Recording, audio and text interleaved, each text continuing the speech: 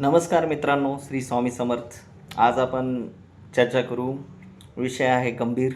मानपाट, कंबर यात दबलेली नस. तर यात दबलेली नस म्हणजे काय? नेमकं मणक्यात गॅप म्हणजे नेमकं काय?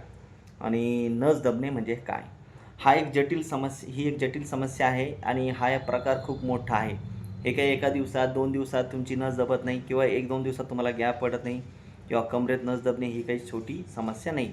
हे खूप मोठं लाँग टर्मचं प्रोसिजर आहे.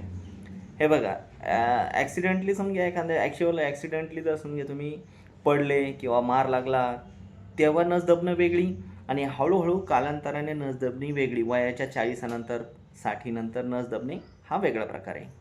तर त्याच्यामध्ये काय होतं, महिलांमध्ये जो आहे समस्या नस दबणे, ही समस्या खूप वाढत चाललेली आहे. कारण आता डिलिव्हऱ्या, अंगातलं वाहनं, शरीराचं वाहनं किंवा पांढरं पाणी जास्त जाणं किंवा शरीरावर समजा तुम्हाला सुजन वाढते किंवा तुमचं डिटॉक्स होत नाही, ब्लड ब्लड प्युरिफायर होत नाही, वेळेवर पाळी येत नाही. ह्या अशा ज्या समस्या आहे, ह्या समस्या याला कारणीभूत असतात. आणि आपल्याला काय वाटतं की मणक्यात गॅप पडला, हा पण पडल्यामुळं झालो किंवा मी झटका दिल्यामुळं झालं किंवा मी गाडी जास्त चालवतो म्हणून झालं. तर हा पण त्यातलीच समस्या आहे. पण महिलांमध्ये हे 2 ते 3 प्रॉब्लेम महत्त्वाचे आहेत.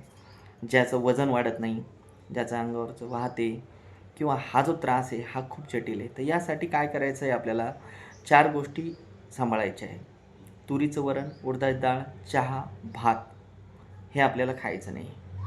आणि हिरव्या पालेभाज्यामध्ये हिरवी मिरची जास्त घ्यायची नाही. पत्तागोबी, फुलगोबी आणि कारले याला थोडं टाळायचं आहे.